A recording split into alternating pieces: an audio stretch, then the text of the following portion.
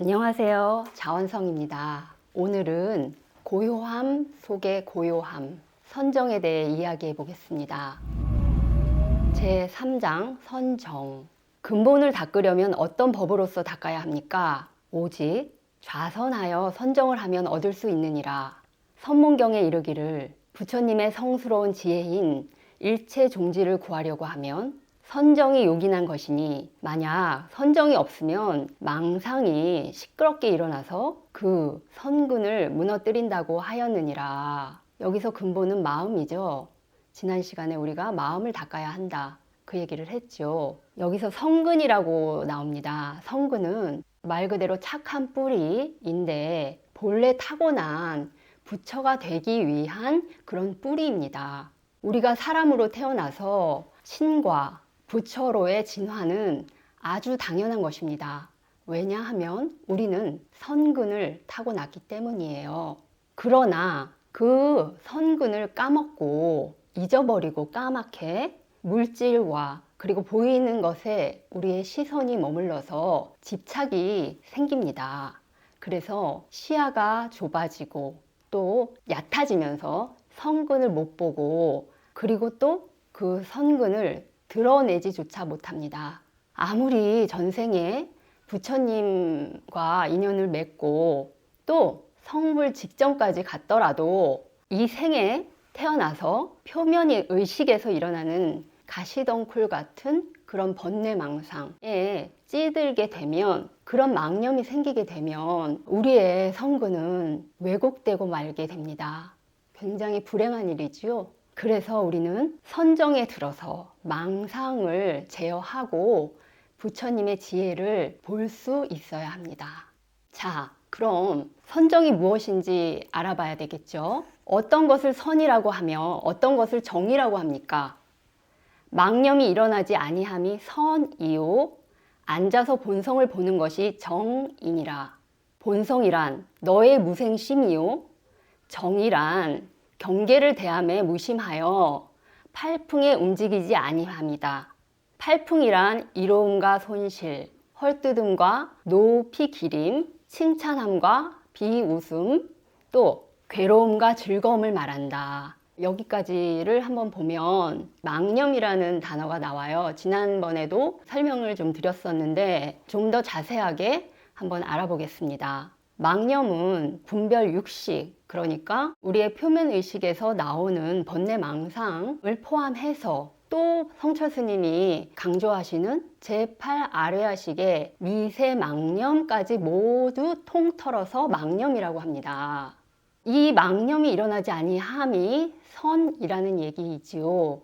그런데 여기서 우리가 미세망념이라는 것에 대해서 짚고 넘어가야 될 것 같죠. 저희가 개념이 잘 안 쓰지요. 그래서 제가 설명을 좀 드릴게요. 이 미세망념이라는 거는 제8 아뢰아식, 즉 영혼의식, 즉 업으로 이루어진 영적 자아에서 미묘하게 파동이 나오게 됩니다. 그러면 그 영파동이 두뇌의 뉴런에 닿아서 신경 전달 물질이 이동을 하면서 생각이 일어나게 되는 것이죠. 이때 일어나는 생각은 우리의 두뇌 의식입니다. 우리가 알 수 있는 의식입니다. 근데 제가 영파동을 얘기를 했잖아요. 이 영파동이 바로 미세망념입니다. 그런데 우리는 이것이 어디서 온지도 모르고 또 캐치하지도 못합니다. 그래서 미세하다라고 그렇게 표현을 하는 것이지요. 그래서 선은 이 미세망념이 일어나지 않는 그런 것입니다. 그리고 여기서 본성이란 너의 무생심이요 라는 말이 있는데요. 성철 스님의 해설을 한번 읽어볼게요. 이 부분이 굉장히 혼란스러울 것 같아서 제가 설명을 드리려고요. 본성이란 제8 아뢰아식의 무기심의 무생심이 아니고 제8 아뢰아식의 무기심의 무명까지 완전히 끊어진 진여 본성이 본래의 구경 무생심입니다. 따라서 이것을 보는 것이 본성을 보는 것이며 불성을 보는 것입니다 라고 했는데, 이 구두로 성철 스님이 얘기한 것을 이 글로 적다 보니 일반인들은 이 말이 도대체 무엇인지를 알 수 없게끔 이렇게 적어 놨습니다.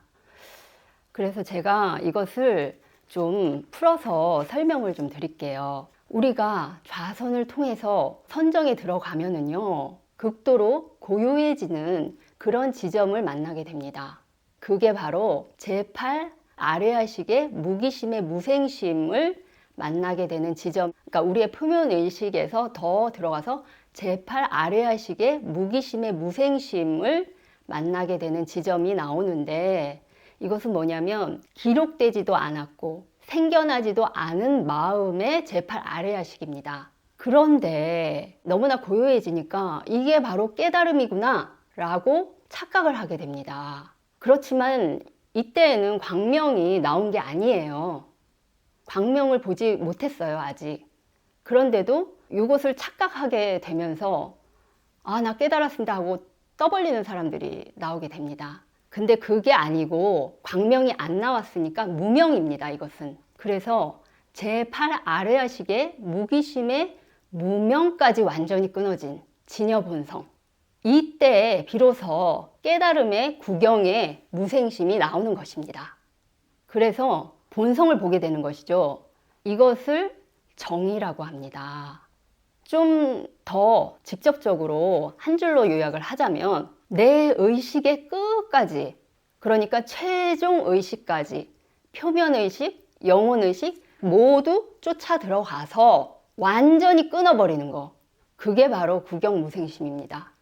정에 대해서 더 좀 자세하게 보겠습니다. 정이란 경계를 대함에 무심하여 팔풍이 움직이지 아니합니다 라고 했잖아요. 그래서 정은 모든 경계에 대해서 무심하고 모든 경계에 대해서 물들지 않는 것을 의미합니다. 그러니까 팔풍이라는 것은 누가 나를 헐뜯거나 비웃거나 또 칭찬하거나 또 어떤 것에서 손실을 보거나 그런 모든 일체에 대해서 마음이 생기지 아니하고 물들지도 아니하고, 그게 경계라고 하는데 거기에 대해서 고고한 것입니다. 이 무심은 굉장히 중요한데, 이 무심을 다시 부연 설명하자면요, 일체 존재들, 시간, 공간, 그리고 물질에 대해서 완전히 독립되어 있어 가지고 번뇌망상이 없는 그런 나가 되어버리는 것입니다. 이때에는 다른 마음이 없습니다. 오직 한 마음 뿐입니다. 그래서 정에 대한 설명은 이 정도로 하고요. 마지막 단락을 한번 읽어보겠습니다. 만약 이와 같이 정을 얻은 사람은 비록 범부라고 하더라도 부처님의 지위에 들어간다. 왜냐하면 보살계의 경에 이르기를 중생이 부처님 계를 받으면 곧 모든 부처님 지위에 들어간다고 하셨으니, 이와 같이 얻은 사람을 해탈했다고 하며 또 피안에 이르렀다고 한다. 이는 육도를 뛰어넘고 삼계를 벗어난 대력 보살이며 무량력존이니 대장부인 것이니라. 그래서 선정에 들어가면 드디어 뭐 고기 먹지 마라, 뭐 있잖아요, 여러 가지 개, 하지 마라 하는 개, 그런 개가 아니라 진여자성을 바로 본 개를 얻습니다. 그것을 바로 진여자성계라고 합니다. 부처님이 비로소 그 진여자성계를 내려주시는 것이죠. 그렇게 되면서 이 육도 삼계라는 것은 우리의 사바세계를 의미하는 것이죠. 그 사바세계를 넘어선 한량없는 그런 힘을 가진 세존, 그러니까 무량력존이죠. 그리고 대력보살, 큰 힘을 가진 보살이 비로소 되면서 대장부라고 일컫게 됩니다. 그래서 드디어는 뭐가 되냐면은 무생법인이라고 아시죠? 무생법인. 그러니까 어떤 거냐면은요, 모든 것이 나지 않았다, 태어나지도 않았다, 없다라는 그런 깨달음을 바로 얻게 되는데, 이것을 무생법을 인가받았다 해서 도장 이렇게 딱, 너는 무생법인이다 하고 도장을 딱 찍어주게 되는 것이죠, 부처님이요. 이 선정이라는 게 이제 우리가 좀 가볍게 생각하면 명상 혹은 스님이 하는 좌선을 생각을 했는데, 알고 보니 도노로 가는 지름길인 것이죠, 선정이요. 그래서 이제 선정에 대해서는 우리가 이 정도로 알아보면 충분할 것 같고요. 우리가 선정을 과연 언제 만날 수 있을까요?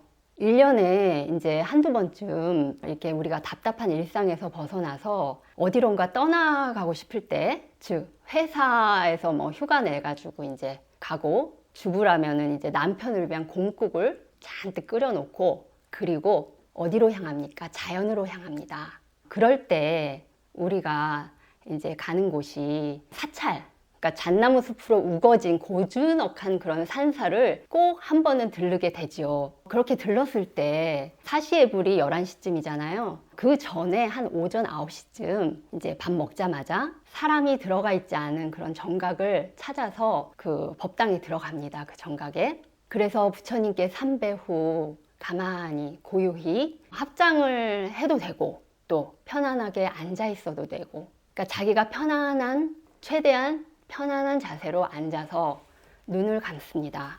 그럴 때 가만히 쉬거나 또 복잡한 생각을 정리하거나 또 그저 그냥 아무 생각 없이 명상에 잠기게 됩니다. 그리고 숨을 한번 크게, 한숨이든 큰숨이든 하여튼 답답함에서 벗어나고 싶은 그런 큰 숨을 한숨 쉬게 됩니다. 이것은 이게 우리가 찌들은 일상에서의 그런 해방과 그 고단함을 떨구기 위한 그런 숨이죠.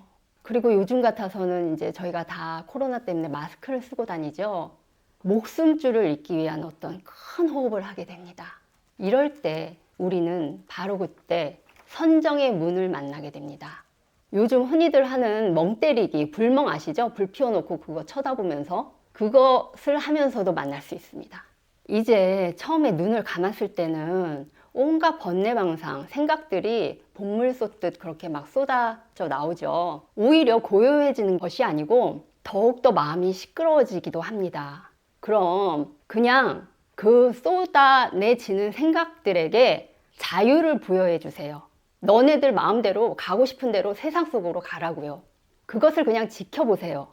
그러면 여기서 이게 바로 스님네들이 하는 참선이 되고 명상이 되고, 급기야는 좀 어렵지만 선정에도 들어갈 수 있게 됩니다. 근데 이때 주의할 점이 뭐냐면, 이 고요해지는 때가 오거든요. 이렇게 이제 뭐 제가 야외에 나가서 이 절에 나가서 하는 것을 예를 들었지만, 틈나는 대로 이것을 조금씩 가끔씩 하세요. 그러면 고요해지고 아무 생각 없는 때가 옵니다. 근데 이때 주의할 것은 망념이 없어진 게 아니라 내 안 깊숙이에 막 구겨 넣어가지고 보이지 않아서 고요해질 수 있어요.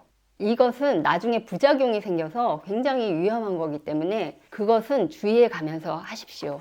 망념을 이런 식으로 해서 다 쏟아내더라도 미세하게 한 줄기 흐릿한 생각과 망념은 지속됩니다. 그것에는 신경을 쓰지 마세요.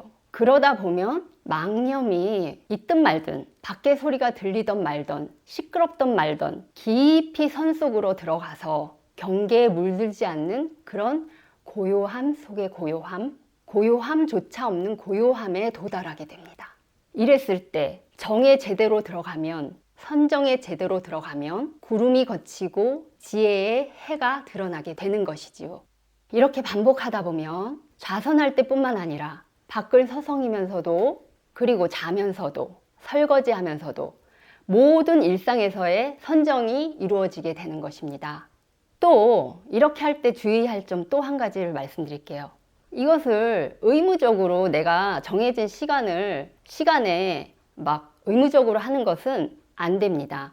자연스럽게 하고 싶을 때, 기분 좋을 때, 생각날 때 하는 것이에요. 그러니까 선정이 완벽하게 이루어지지 않더라도, 그러니까 선정을 통한 도노의 궁극에 도달하지 않더라도 이렇게 하는 덕은 사실은 너무나 많습니다. 내 화를 다스릴 수도 있고, 우주에 떠다니는 정보를 캐치해서 아이디어를 얻을 수도 있고, 집중력도 키울 수 있고, 무엇보다도 몸과 마음의 건강을 이룰 수 있습니다. 자, 우리 모두 좌선을 해서, 또 와선을 해서, 산책을 해서, 또 불멍을 해서 선정의 덕을 우리 모두 누려봅시다. 감사합니다.